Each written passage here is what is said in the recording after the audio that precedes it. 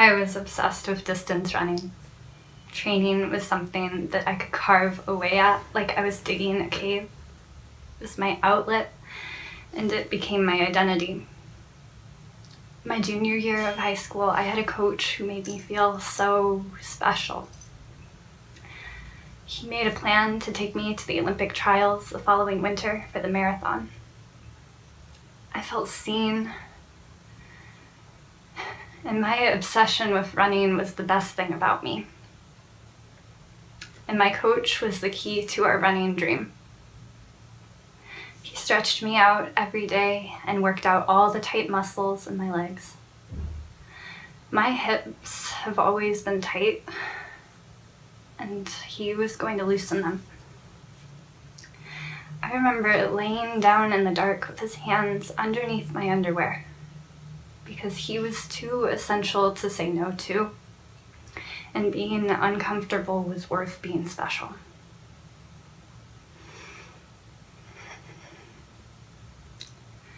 I lost that coach by the end of the season, and it felt like my world was crumbling and our running dream was dead.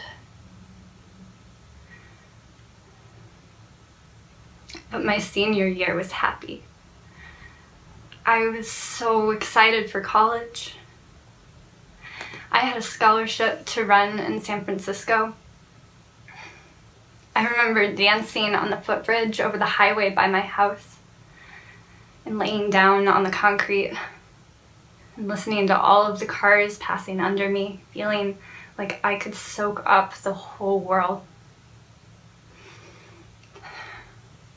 And when I got to college, I was valuable. I thought the world of my new coach, and he called me a secret weapon.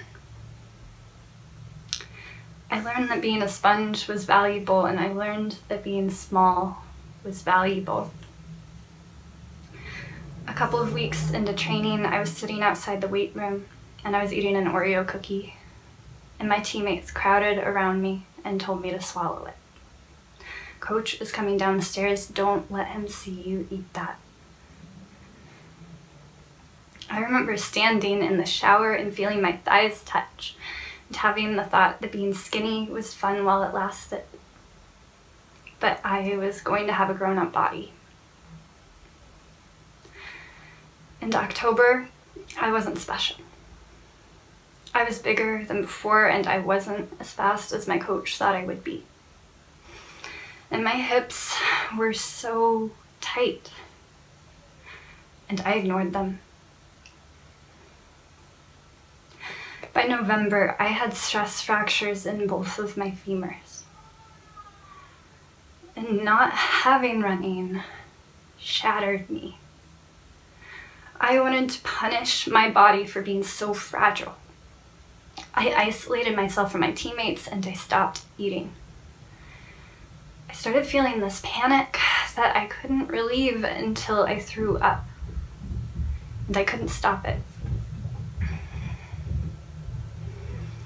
I knew I needed help, but I couldn't tell anyone.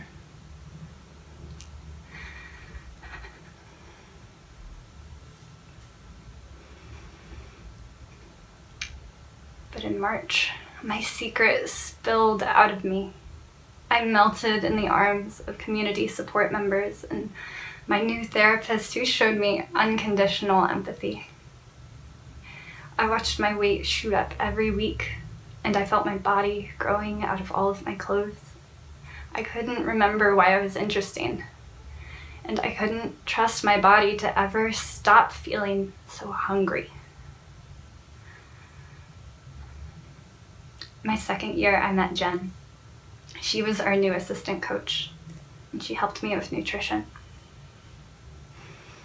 I soaked in her encouragement, and when I followed her advice, I stopped feeling hungry all the time. And by the end of the semester, my legs were healing. I was so close to getting running back. I was so relieved I was getting it back. But I didn't.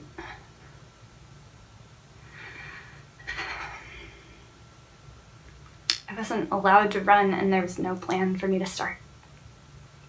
I wasn't trusted to eat enough. I felt so alone, and I felt betrayed for being honest. And it still didn't feel safe to eat normally around my coach. I felt anger crawling out of my throat, and I pushed it in.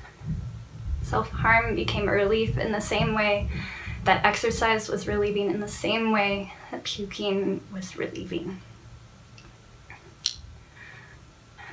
I was in this knot for the next year where it felt like I couldn't move.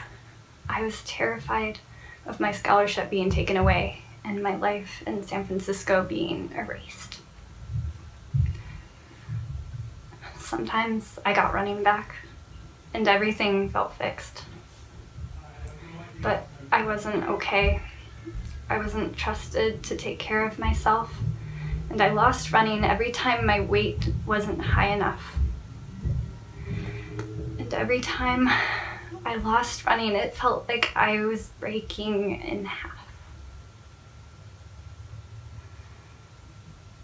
My mind and body were at threshold. Suicidal thoughts circulated like subtitles. And for the first time, I truly didn't give a shit if I ever ran again. I was hollow. Running was not going to change that. I needed help untying this knot, and I asked.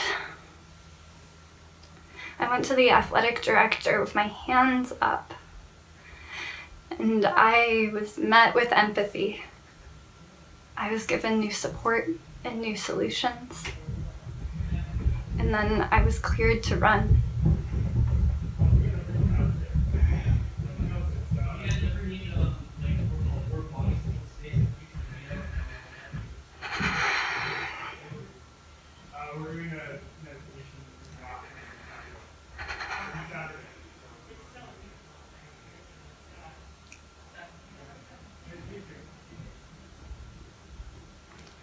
I made it. But my fourth year, the pain in my femurs came back, and I finally lost my scholarship.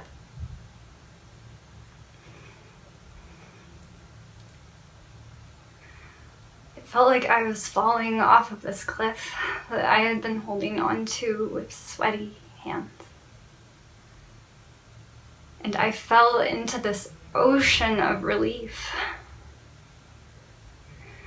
Without running, I was able to take care of myself.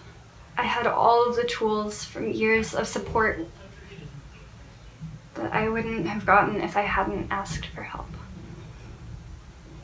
I didn't expect to be okay without running. But I'm happier than I have ever been with it.